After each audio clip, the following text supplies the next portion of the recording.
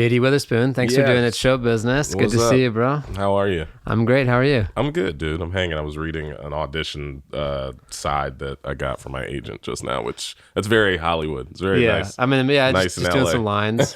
Why do they call them sides? I've never understood that. I don't know. I think it's because they're for the day, because they're not available because you're not getting the entire script. You're just getting the, I think, small mini scripts for the day. Sides meaning, now I'm curious. Yes, side, like, is it just like here's your pages? It sounds pretentious. It does. It sounds pretentious when you're. It sounds pretentious or slightly belittling if you're just trying to get into acting. It's like, well, here's the sides for your little part or something. Yeah. Well, every profession loves their lingo. Yeah. Their little words that make you feel inferior. Oh, of course. Yes. It says the portion of the script for on camera or theater that will be used for an audition. That's what they are. That's what they are. You'd think I'd know that. You think we'd know that? I think you knew that's what it was, but like, honestly, the etymology of it seems strange. Like, here's your pages. Yeah. The specifics to it being for just auditioning makes me feel like I don't deserve the audition now that I receive. I come from audio, and audio is another place where it's just like tons of jargon. Right. And finance is another one where a lot of finance jargon to make you feel kind of like you don't know what you're talking about. Yeah, I think that's just that's every little niche community. Yeah. It's like, how can lawyers have that? Yeah, sports. It's in everything. It's in everything. You know, and it's just like, how can we make people who don't understand feel uncomfortable? I guess. And I don't know. I think that's what it's like. But yeah. I loved your posts when you posted your gaming wall recently of like all your games. Oh, really? Yeah. Because you're a big gamer? Yes. I enjoy video games. I mean, it's just been like a fun hobby that's turned into somewhat of a job over the last like 10 years. But it is and it isn't a job. It's like I used to, or I still do, like create content on the internet, which I just started doing in my 20s because I was like, I mean, I don't have a job. What does it matter? But now it's turned into me doing that to me working with brands and creating content for other people in the gaming space to market or promote or, I don't know, bring awareness to certain things or products. So that's cool. Would you consider yourself a YouTuber? You know, it's weird. I guess I would. In a technical sense, because I've been doing it way too long. You got a big following on there. Yeah, I'd say I am, but I'd say in the last like 5 years, I just am not a consistent one. Like I used to be, it used to be like my money. I used to make my money making videos all the time, and also doing odd jobs and or acting. But the YouTube check that you would get at the end of the month was the one that paid like a lot of my bills. Was that from views or sponsorships or both? I think it was it was for both, but it was it was the views / AdSense is what they call it. It's what Google calls it. And it was just like, it was like a hobby turned into a job. And it's weird because like, I guess I wouldn't call myself I wouldn't say that I would say I'm a YouTuber. But I would not say that I'm like 100% one. It's like I've never been 100% one, because to me that's like putting all your eggs into the digital basket, and all you want to do is become someone who gains, some sort of notoriety or success from the internet, and that's not what I've ever wanted. Right. It's just something that I did, and that was like part of what came with it. Yeah. Because like I stream on Twitch as well, and I make stuff on Instagram and TikTok, but I wouldn't put myself in any of those categories. I'm more like a guy who originally started in traditional entertainment, who started doing the side hustle of creating content because it was more for just my own creative outlet, because I was like, I'm not booking. Like, what does it matter? Yeah. I might as well make my own stuff because it's more fun than like being told no every time you go into a room. Right, and you have control. Yeah, and then that turned into, oh, okay, people want to watch this, so now you have to do it more consistently. Yeah.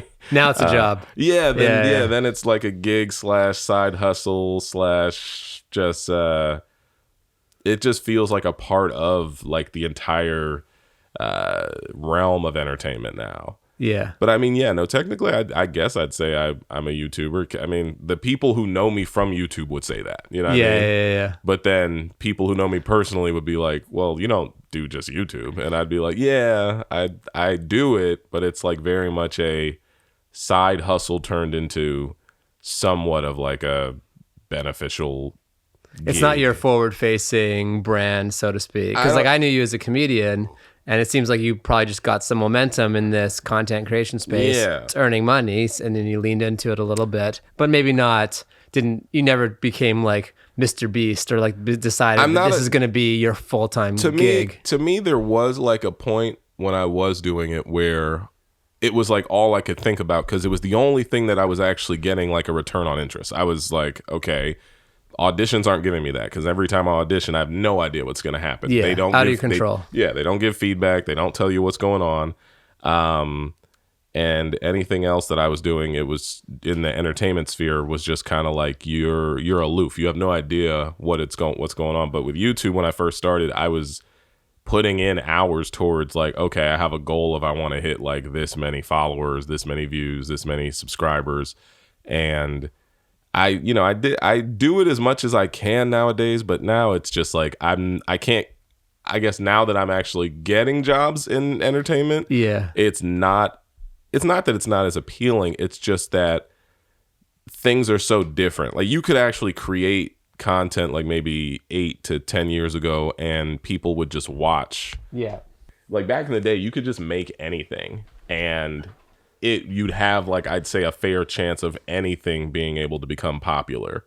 But now it's like, you never know. And also I'm just getting older. I don't have the bandwidth to It's exhausting. Yeah, like I mean, I did it in my 20s. I would like film for like hours on end, then edit for hours on end, and then block out content for like, weeks at a time. Yeah. And it's exciting when you're first doing it and you're learning it. It's way too exciting. It's because that would have been 10ish years ago when you started. Yeah, I started in 2010 doing like skits on my first YouTube channel. And even then, it was exciting because I think you had the wandering thought process that like, oh man, it might go viral tomorrow. You never know. It feels like Christmas morning every day, and then you wake up and it's not.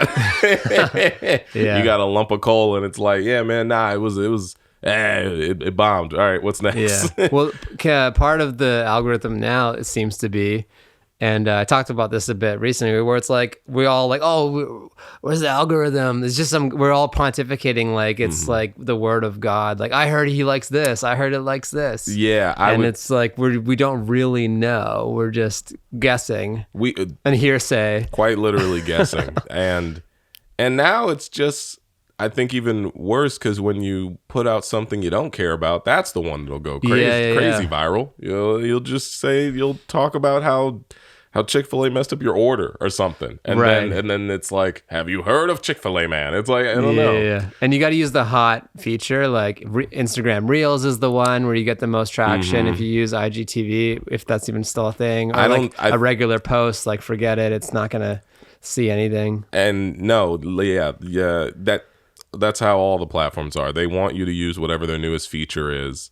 And then you have to learn how to conform into using that new feature. And then by the time you figure that one out, there's another one. Yeah. But yeah, no, IG Reels, YouTube Shorts, TikTok. They only made that because TikTok's taking way too much of the eyeballs away from them. Yeah, I mean, TikTok's dominating. Yeah, like the hours that people put in on TikTok It's so sticky. I open up TikTok, I'm like, it's like a time vortex. I'm like, what just happened? 20 minutes gone. But you know what? I will say, to me, TikTok is one of the only platforms that I get off of it and I don't feel like drained, or I guess kids nowadays get anxiety because you're watching everybody be successful but you, is how I think people see it. TikTok's one of those. That's the world right now. Yeah, I mean, but TikTok's one of those platforms where I watch it and I'm like, oh, that was good. It was a good. I actually appreciate the amount of time I wasted on this one. Yeah, so you must have a good feed of like. Maybe that's what it is. It could be my feed, but then again, there will be days where I see like a crazy thing, or I'll swipe past it. But you know what I have to tell myself nowadays? I have to say out loud, like, you don't know these people, you don't care, and keep scrolling. Right. Like I can't give unsolicited likes anymore. I used to just like everything, but no, I mean I could like anything. It doesn't matter. But sometimes I'll get lost in someone's drama on the internet that you don't know, and then you'll go out of your way to do the research that's in the comments of, well, what did I don't know these people. Right. Now you're in the comments. I'm putting in time to figure out who that's when I think it gets a little you start spiraling. Right. Yeah. What do you do on Twitch? Stream. Like video games, random stuff. Do you have your face like green screened out and you're like with the controller? I do have that possibility. I feel like I was one of the very first YouTubers who was using a green screen because I thought it looked really clean, and I would edit all my content with like a green screen and a drop shadow behind me, and it would look pretty cool. But on Twitch, I need to do it more. I haven't done it as often as I would like to. But usually, I mean, nowadays, I used to go on there and strictly play video games.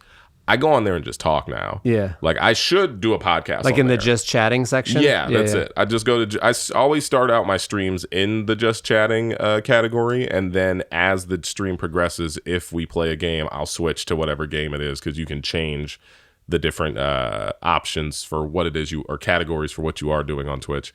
And mainly I'll focus on just talking in the beginning. Like, I'll do an hour of just hanging out. Kind of like your podcast? Like, hey... every episode, every time I do stream, it should be a podcast. Yeah. Because I'm literally just gossiping or having a conversation. Is it gone? Like, you don't keep it? No. I mean, the VODs stay up online for, I think, a month. Yeah, but you don't record it independentally of that and also release it? Not if I don't plan on using it as content. If it's just random banter, then no. Yeah. That's kind of nice, though. It goes away. You're just kind of like... Yeah. It's not the permanent record. I do hit record, though, on my my software if... it's a moment in the stream where I'm like, I should probably record this. I might turn it into something. Yeah. You know, and worst case scenario, I could always go back to the full video and cut a piece out if I needed it. Right. But I have been telling myself, like, I should do my own podcast on there. But you know what it is? I feel like when I stream my podcasts, this is the world of the difference between streaming and then video on demand, because YouTube is a video on demand platform. Like, it's a service where you go watch content compared to watching it live. I always feel like the people who catch content that was previously done live, like after the fact, have a bit of like a disdain for it because they missed it. So it's like, oh, I'm watching something that already happened. It's old. Yeah, it's like old, but also the nuance of it being in the moment is gone. Yeah, and the Twitch interactability. Like, you can chat, you can respond to their comments. I mean, I don't know. It's a weird mindset because I'm starting to move out of it because nobody really cares. I'm just being a perfectionist. Yeah. But when I would create content live on Twitch and then edit it later and post it on YouTube, all I could think was like, well, don't mention that you're live while recording it so that it feels fresh for the people who are going to watch it. So it can exist outside of that, yeah. You know? But people don't care. Like, if they want to see something, they'll watch it. It yeah. It's almost like they can't get enough. It's like the more you give them, the more they'll consume. It's kind of like the like how Patreon works. Like, I would want to create stuff for Patreon, but then sometimes I would shoot it live, and then I'm like, well, what's the point of putting it on Patreon if somebody saw it before you gave it to the like exclusive group? That's weird. They kind of need priority. Yeah, something like that. Let's geek out on your setup. So how do you have it all set up to do this stream? Oh man, I wish I had a photo right now. You can send me a photo and I'll chop it in. I'll send you I wish I have been actually updating my office this past week, and I've been putting all kinds of crap on the walls in my office. But you're talking about how my setup just looks for how it is. I could actually pull that up. Like, in terms of, like, so you're streaming like with a camera that's going to a PC are you playing on your Xbox, your PlayStation? So I stream with 3 cameras. Okay. Because I'm obnoxious. You have like a switcher? Like, what are you doing? Yeah, do you have an assistant? No. You can, and I recommend it for you because this is how I shoot my podcast, actually. Get a Elgato Stream Deck. They're just mini switches. I have the Elgato 60. It's in the drawer, so I don't know why I'm pointing there. 60. That's the game capture. The game capture. They created an all-in. They created like 4 all-in-one switchers. They have one that's like tiny with 6 buttons. They have one that's like a little bit bigger with like I think 12, and then they have like a huge one that has like 32 or 24 buttons. But editors use them. Like I've worked on shows and people have them in the editing bay ready for like sound engineers and video editors, so they can like just use quick shortcuts for keys, because you can adapt it to any app on your computer. So it'll also like tie into my Premiere. Anything, yeah. Interesting. You can do it to open up Premiere. You can use it to do certain buttons in Premiere.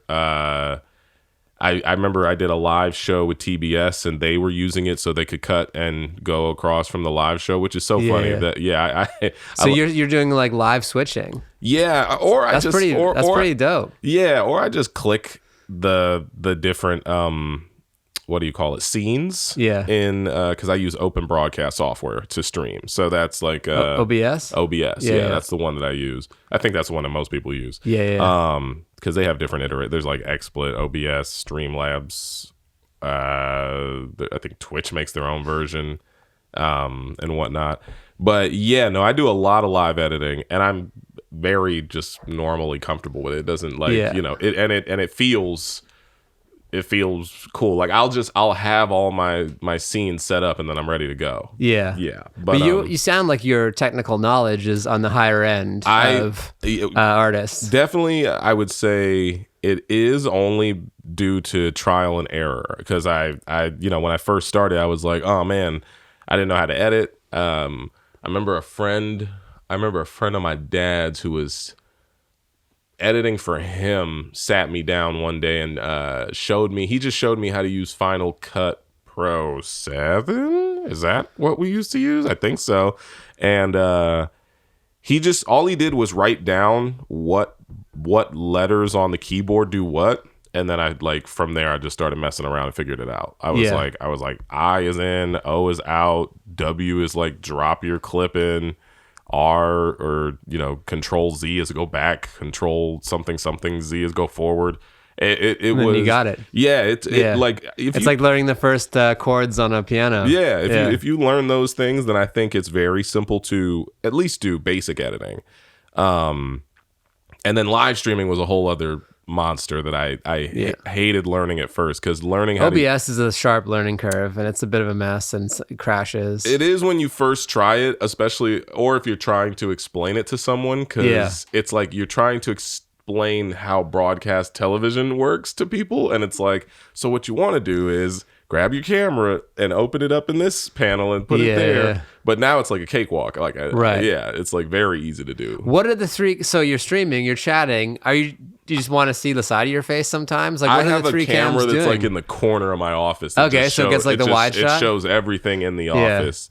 I used to have like 5 cameras at one point at my old apartment with my wife, and I would have a top down. I would have one that just showed the top of my desk because it looked cool. It's just a GoPro. I just had it running all the time, and that keeps them probably entertained, because you're just like, oh, it's like there's a change. It's just like a change, like a cut. It definitely kept people entertained, and it also kept people just wondering why. Like, why is there so much going on? And because I would have, which is funny, I could have just used like the concept of live editing to do certain angles, but I would have like a camera angle specifically that was like an ultra close-up or whatever, ECU, extreme close-up, that's what it is. And it would just be my face for when I wanted to make funny reactions to stupid stuff that was said in the chat. But right.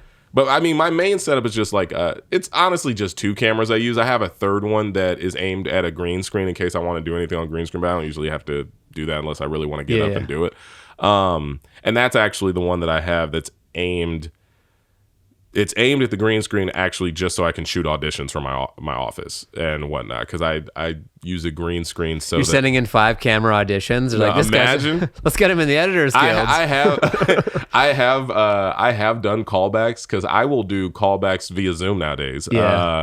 Live and use OBS, but I will use the virtual camera option, which allows you to kind of like double it into whatever they're using, Zoom or something, and have my green screen up, and people like the director will be like, what are you using? What are you doing right now? Because my camera setup looks clean and everyone else's looks shitty. And I'll be like, oh, don't worry, I know how to use a computer. Like it's like that simple. Yeah, adding claps. Yeah. You're scoring it. There's the strings come in during your like close up. You're like, this guy's amazing. But you just take it in, put it in the movie. You're done. Pretty much. But no, I just enjoy that. I don't know why. I enjoy the technical aspect of making creative choices with technology. Like I like your setup that you have here. This is what I wish I had the space for what you have here. I don't have a table that can actually. It's a very cool table. It comes all the way out. My table is just a side by side. So if you were with me, we would have to do it like on the same side. Same side. Which a lot of people do. It's not. Or like I like the two chairs. I think that's kind of like more intimate in a way, and you're kind of both facing one. I like this though because I like the dedication to the certain angles, in my opinion. But see, you're doing it, and you have to cut this later, right? Right. Like I'll listen back at 2x speed in Premiere and just go camera 1, camera 2, camera 1. See, you're better than me. Because of doing the internet so long, I refuse to have to do editing anymore because I've been doing it so long. Like I will do edits if I want to. Well, maybe I'm worse than you. If you figure out a way, I'd say like if you figure out a way to press stop and it's up. No, I say you're better than me because I, as a person who cares more, I just used to. I don't know how many videos I've made. I've made only on my gaming channel. I've made almost like 2,600 videos. So that's like. In the last 10 years, I didn't realize I made over 2,000. That's a lot. It's way too many. Yeah. But gaming is different because you're making a video about like every episode of the game that you're playing and whatnot, whatever you're creating. And then mind you, I have like 300 plus skit videos and then another channel with like 400 vlogs. So, and then let's not count all the content on like Instagram, Facebook, TikTok, Vine back when I had it, made about 80 to 100 videos on there, Twitter. But no, I've just learned the workaround of being able to do everything live or live to shoot or live to tape so that like the way that I have my podcast set up, I just have my little mini switcher. I hit record on all three angles, or we go OBS is recording them simultaneously with all three angles. And while I'm talking to someone, every time you talk, I cut to you. So I could do that. If I had my OBS set up right now, I could have it here. If the computer could handle it. If this Mac could handle it, then yes, absolutely. And then I could just be switching, and then I'm done. Then it's done by the time you're done. That's what I do, because I don't want to do anything after. I will put the intro on. I will put the outro on. I refuse to do anything in the middle. I just want to record it that way. That actually, if you need help, I could set it up for you. That's like gonna change my life. Actually. Yeah, look, because I could do that. I could handle like pressing a little button here. It's super easy because like it, and also it's one of those things where you don't have to cut every single time. Sometimes you cut to someone listening. Like that's just how it is. I'm trying to see if I have a video that I can show you here, which you may or may not want to edit in, but you don't have to. It's not that deep. Like this is me and my buddy's podcast. I have not had to edit this podcast normally in over like 3 years. Okay. So that's like using the camera and cutting between all three angles, like live. And then you're done and you upload. That's it. Because I don't want to go through an hour of footage. I really don't want to do that. Not anymore. Because the return on investment for doing that, this looks great, by the way. Oh, thank you. Is not there. Yeah. You're better off making more content than editing more. I have an editor who works on stuff, and I had a friend I have a friend who's local who wanted to edit my podcast, but I was like, I don't need an editor for my podcast unless you want to edit funny shit into it. Right. Or make clips. Yeah, like if you want to go like make a clips channel. Yeah, or if you want to go as hard as like Rick Glassman. Like he goes. I love his. People love his. His is very, very interesting how successful it is, and he does not have a huge base online like that, like and whatnot. But he does the work, all the animations and shit. I'm looking at it like, man, I don't want to do any of this. I don't. The thing I find unenjoyable is like going back after the edit and then taking out like clips, like 3-minute clips for YouTube. I just don't like doing that. I don't like doing that. I don't know. And making the thumbnails, like that's to me. I don't know why I'm so resistant, but like that. If I miss something a week, it's that. Yeah, no, I would say. Sorry, Benji Aflalo. I missed your clip. I don't like making clips. You know what it is? I don't want to have to do it, because if I do it, then my level of perfectionism goes into it, which is unnecessary. I would love to just hand it off to someone and be like, you do it. Because if I do it, I'm gonna make it obnoxious and no one's gonna care for the level of detail I'm going for. So, because I do the same thing with my gaming videos. Thank goodness or gaming streams, there's a website actually that will take clips from Twitch and just conform them to vertical. Oh, that's nice. Yeah. And honestly, you could do it with anything, I guess. No, because they do have an option for just like video upload. Right. And you could do it for podcasts, this, that, and the third. I mean, you can do it in your editing software, but this might be just handing it off when it comes back. You don't have to hand it off. It's like the website will just do it in the moment. Like you don't have to give like a feature. Like like it's a feature. I think I pay $5 a month so I can have like a premium look or something on it. I don't know. Right. Extra gloss, something like that. It's like the difference between having a circle around your face or a square. right. Now it's an NFT. Yeah. Oh my goodness. But how come podcasts are late on the NFT game?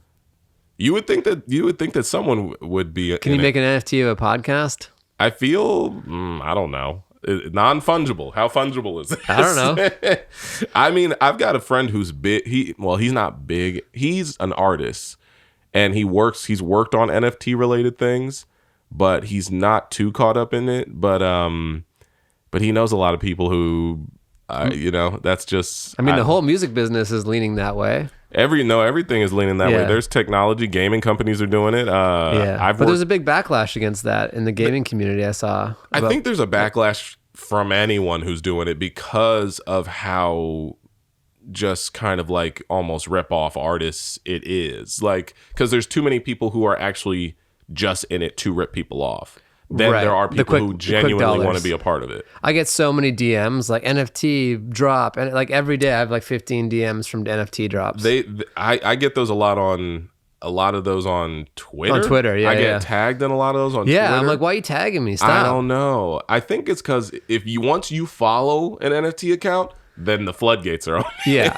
And one of my friends became an NFT person, and since then every NFT account follows me. Really? No, I don't know. I don't have any NFTs. I want one just so I can change my Twitter profile. That's all. But then you got to pay for Twitter Blue also. I already do. Okay, so you're already in. Because the moment I saw it, I was like, wait, you can edit your freaking tweets, but you can't really. It's like you can edit them right before they go live. So you know how you tweet something and you're like, crap, I accidentally typed it wrong. Yeah. It's just for that. It's not for after it's already been up. Yeah. And then you go back, because now we need that proof to shame you with later. Right. we still need that. But it's like kind of editing a book in a way, because it is publishing. Yeah. So it's like you're editing after. Yeah. It would make it a little bit like, I tweeted this. No, I didn't. Look. Yeah. I mean, no, don't cancel me. But I think that's what Elon just got in there to. He bought 9.4% or something. He just went in there and bought however much stock and is one of the top shareholders. But I hear there's a controversy now because of it. Like I think they're trying to get him off the board or something. They thought he was going to join the board, but then he refused to join the board or declined to join the board. I don't want to do all that work. Well, I think there's certain regulations when he joins the board, so he's just going to be like an advisor. Oh, okay. Yeah, he can't let loose as much. Well, he can't let it affect Tesla and whatever else he's working on. What games are you playing right now? I played. The last thing I played was like Elden Ring, I think. Oh, how is it? It's good. I'm terrible at it, but it's good. I would say that it's a lot of people, it's their like game of the year. You got to have the you got to have the patience to play a From Software Souls game, because that's all it is. It's just Dark Souls like 4 or 5. I forget. Yeah, I never one. played any of those. Yeah, but I love The Witcher. I don't know if you played those. Yeah, The Witcher. Witcher 3. I would say it's not the same, but it's kind of in a similar vein, minus all the I forgot what they call those. Like the RPG elements? RPG elements and the talking to people, which is very a la Mass Effect and all that stuff. Yeah.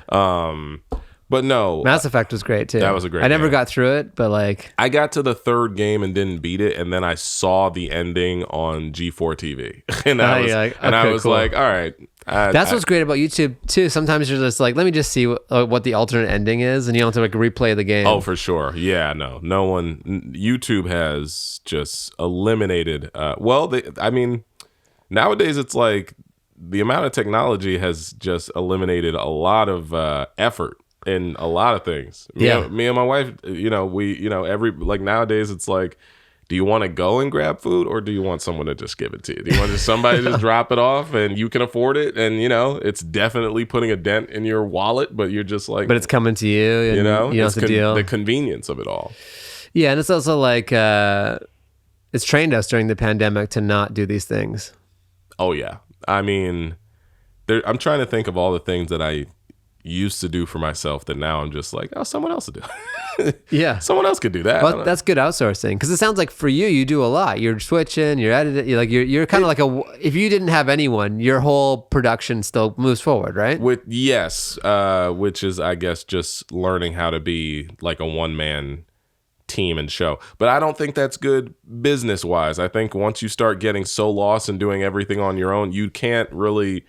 you can grow, but it's like it depends on the level you want to grow to and what you're creating. Like, you'd have to keep it very simple so you can grow in a way where you don't need to hire other people unless you have bigger aspirations. And then it's like, okay, maybe someone else should do this, so I can do that, and someone else could do this while I do that. And scalability suffers when you're a one-man show. Yeah, someone else could feed me, so I don't have to.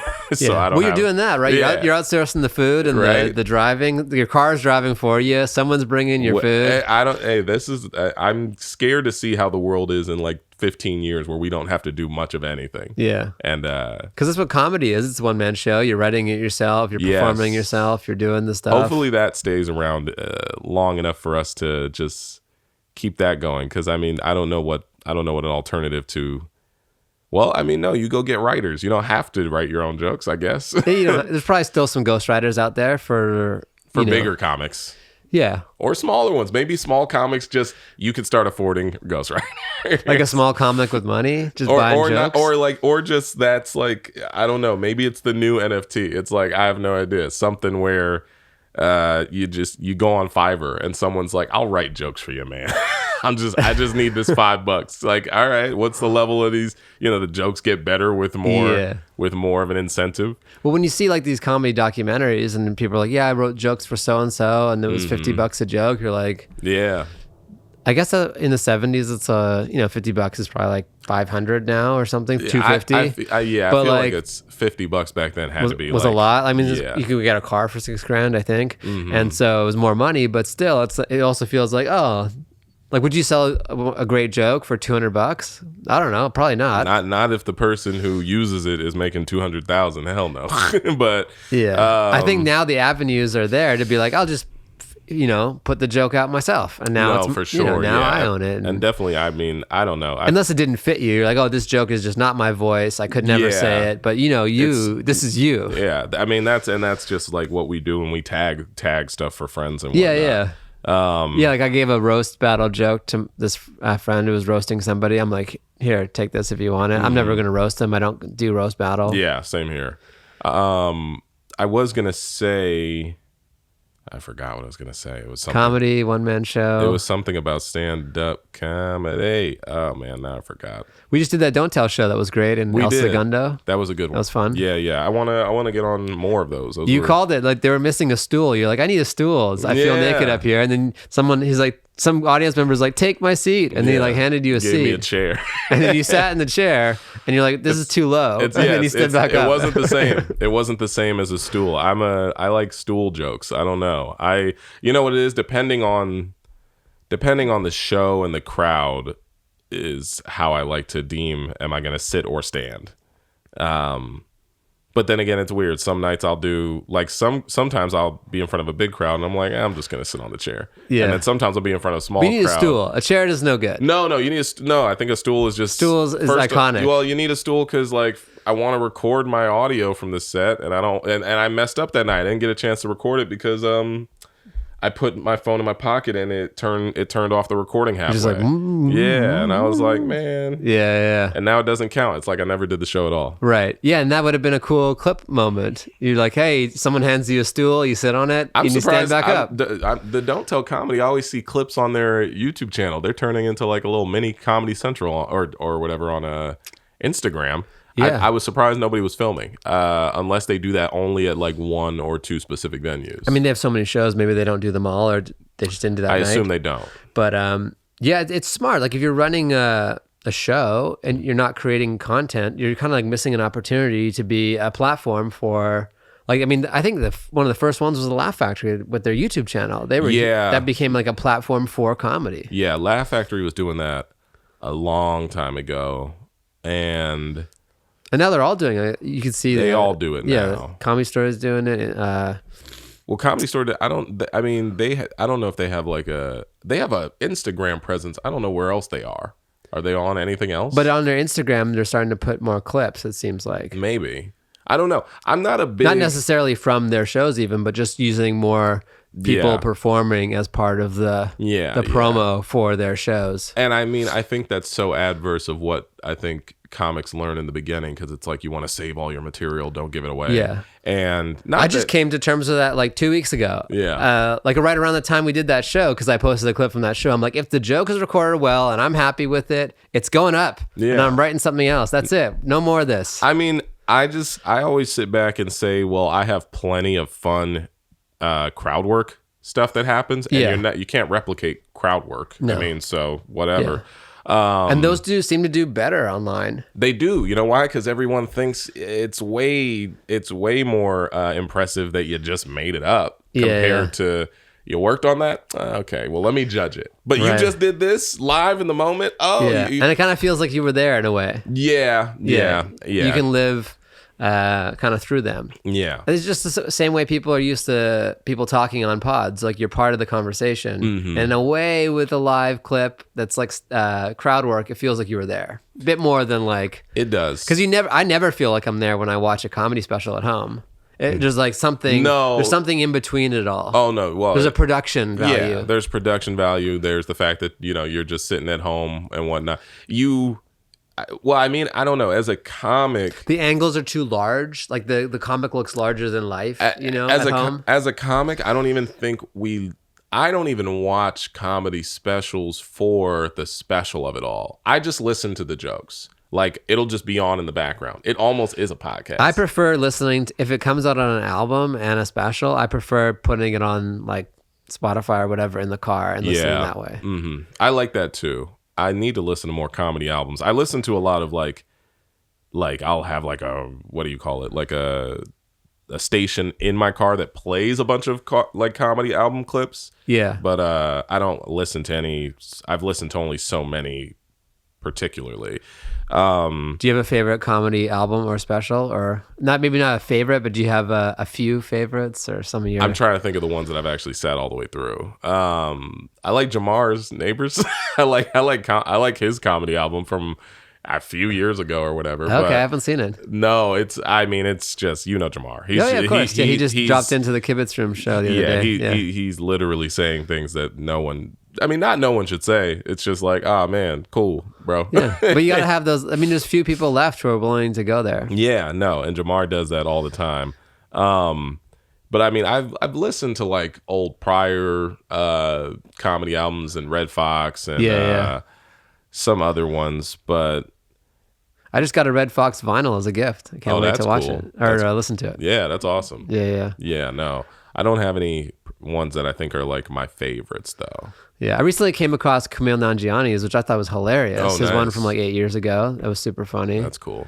One of Seinfeld's CDs I have, which is really good. Ray Romano's. Mm-hmm. There's so many good ones. But my favorites are usually like from about... I mean, for me, I can't top Eddie Murphy Delirious. Like Of that's course, like yeah. number one. Mm-hmm. And then Dave Chappelle's one. What's the one from 1998? One of the best comedy specials of all time. Kill 'Em Softly? Killing Him Softly. Yeah. So I've watched that. Is there an audio version of it too? I don't know. I've kind of bled the conversation into video. I never, or not that I don't understand. I think when it comes to comedy albums, I feel like I don't know the process of that personally.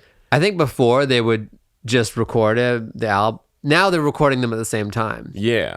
But I did, like, because I had the Eddie Murphy video and audio, and they were slightly different. Oh, so really? I think they were recorded or pieced together from different shows or that's something. true. I wonder if they keep certain things on, like, the audio that they cut out of the special. Yeah, or they took a different one. Even that seems weird to me. Like, I mean, I never shot a special. I've done some comedy for TV, but the length of, like, the level of, like, editing that goes into your stuff, I'm like, oh, but it doesn't, to me, it doesn't feel... I mean, but I guess maybe you edit it so that the punchlines hit harder or something if you want to. Yeah. I feel, I don't know this for a fact, but I would guess that you'd finish the video version first and then pull out the audio and chop it up into tracks and maybe take out some dead air if there is dead air. Yeah. But like that would be it. If that's what you want, because there's some people. Well, you want it on Sirius for those plays for, you know. Oh, well, yeah, for the money. for sure. I mean, I'm just thinking about specials because I feel like dead air is just a part of comedy now. Like for certain comedians, you know, like some people will just sit there and let time pass, which is fine. You know, like what else? What else? Or no, that shouldn't. That's getting cut. Yeah, no, that shouldn't be in there. But I mean, it depends. Like, what's his name? You see Gerard's new special? No, it's on the list. Yeah, I watched that, and I mean, but Gerard's comedy has always been so unique to him. He, you know, he's very introspective, so he's just saying funny stuff, but also thinking about, you know, how funny is this? Not that he's considering how funny it is. It's almost like him having a conversation with himself, and you're just there listening or watching. And especially in this new special, because he's just, you know, being like 100% authentic in himself and not too caught up in trying to make people laugh. But it'll happen. It'll like come in and out. Yeah. And That's what I mean. People want to know the person. And so you got to be yourself. And then you kind of get, just like in life, like, don't you love the people who are authentic all the time? And I think it's funny, though. I think it's funny though how there's like some people who are like comedy purists who are like, "Oh, I'm supposed to be laughing at every single thing that you say," and it's like, I feel like that's kind of changing. Like old school comics will think that way because like they'll think if you got any dead air on your special, you're bombing. It's like not necessarily. Who was it said that comedy's more personal than food? So like some people love the joke. Some people prefer the more introspective. Like, so, you know, we all have different tastes. Yeah. It's very, I think it's all just up in the air for interpretation nowadays. What's next for you in comedy and what are your goals for this year? I just want to get better at writing and being funny. I'm good at being funny. I'm not the best writer.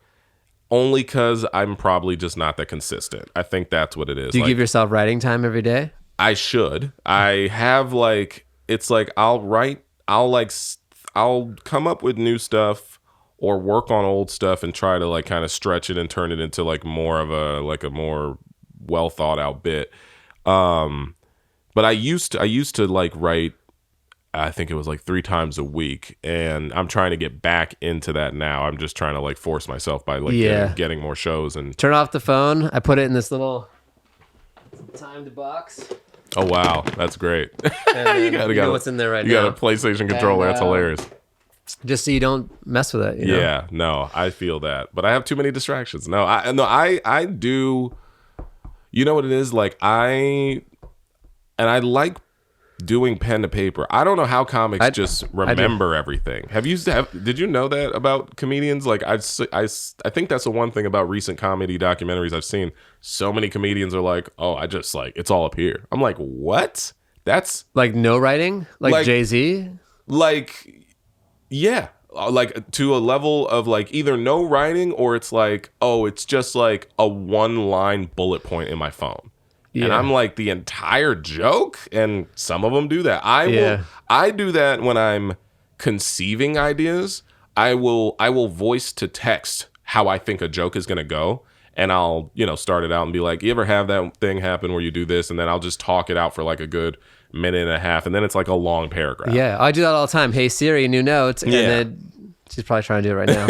But, and then that'll be in my notes and I can go back to it later. And then I go back to it and then I pick apart the pieces that make sense and that I think will get laughs. And then I try it on stage. But I think I try it on stage from the perspective of how I talked it out. And then after hearing it again, I'll be like, okay, so what was funny? And then I can take those pieces and turn it into more of a structured joke where it's like, all right, we want to start here, bring that part up, do this, do that, and then continue. Yeah. Yeah. But I mean, that makes sense. Yeah. I mean, everyone has a different process. And sometimes sometimes writing them is almost to my detriment because they'll be too thorough. Yeah, and there's way too much going on. Sometimes the second comes out of your mouth on stage, you're like, oh, this is good or bad. It's like pretty obvious. You kind of feel, even internally, you're just like, oh, this is not going where I thought it was going to go, or not getting the response. Who knows? Sometimes that joke will kill somewhere else. So you never know. Yeah. I was going to say I have this app that's pretty cool. Notebooks. So it's. You know the Moleskin? Yeah, turn it this way so they can see. Okay, sorry.